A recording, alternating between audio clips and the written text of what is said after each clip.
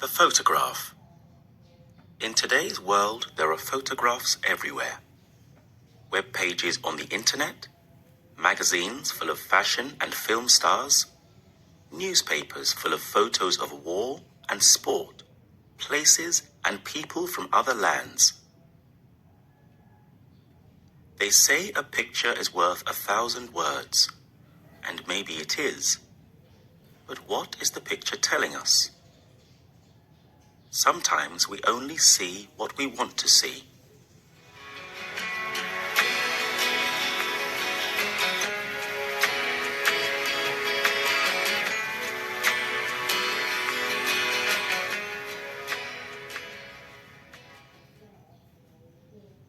Make a picture in your mind. A girl with thin cheeks and tired eyes. Her arms and legs are as thin as sticks. She is only skin and bone.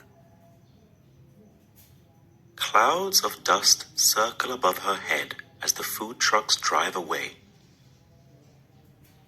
Their wheels leave marks on the dry ground, and soon only the marks show that the food trucks came to the village and left. The sun is at its hottest. The African sky is unending and cruel. Even the white men with cameras, busily taking photographs of the usual fighting over the food, are now getting ready to leave. They pack away their cameras, jump into their cars, and drive quickly away to cool, modern hotels in a city miles away. They are photojournalists. One of them, sunburned and hot, dressed in a shirt and jeans, kneels down on the dusty ground to take some photographs of the girl before he leaves. In the pocket of his shirt is a protein bar, soft from the sun, uneaten, untouched, forgotten. He doesn't stop to think about the uneaten bar in his pocket and the starving girl. He is only one man. What can one man do in a world where life is cruel and governments cannot or will not help their people? And who wants to stay in a place like this, with its dirt and its terrible smells, if they can drive away from it? The girl caught the photographer's eye. She was in the middle of a group of boys, fighting just as strongly as they were when the food trucks arrived. But she was pushed down and fell under the boys' feet. The boys stepped all over her, and when she could move again, the bags of rice were all gone. She stayed there, red-eyed, moving her fingers slowly over the dusty ground.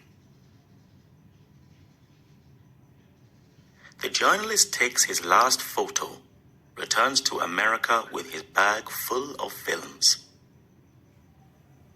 One of his photographs of the girl sells and is placed on the front cover of a news magazine. "You've caught the face of hunger in Africa," the news editor tells him.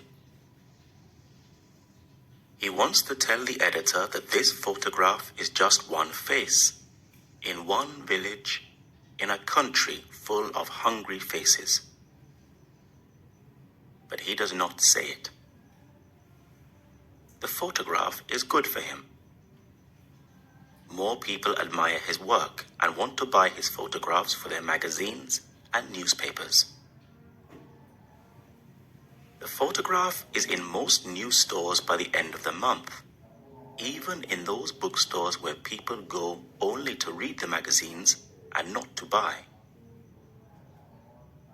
They look at the face of the African girl and quickly turn away to enjoy the rest of their shopping trip. But the girl's picture stays in their minds. A teenager has just finished looking at the clothes in Vogue, an expensive fashion magazine. She sees the photograph under the heading, Starving Africa. Her parents are from Africa. She herself was born and schooled in America, watching American TV, American films, and has never traveled out of America. She is uncomfortable with photographs like these. She remembers her classmates in school who joke about starving Africans. She isn't African in that kind of way, but she isn't truly American either. When she was younger, Cinderella, Snow White, and all the other girls and princesses in the Disney films didn't look like her. When she was older and became interested in fashion, the models on the magazine covers didn't look like her either. Then the magazines found out that Africa had beautiful women. A Nigerian model is in the latest copy of Vogue, dressed in blue and thin, so thin. The teenager feels the fat at the top of her legs. She wants to be thin like the model. She wants to wear jeans that are like a second skin. She wants a photograph of herself with cool, unsmiling eyes like the Nigerian model. She is careful about what she eats.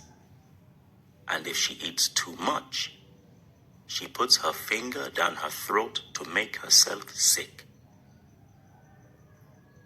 Why does our world have people who starve and people who decide to starve themselves? It doesn't matter why. The hunger inside this teenager is real.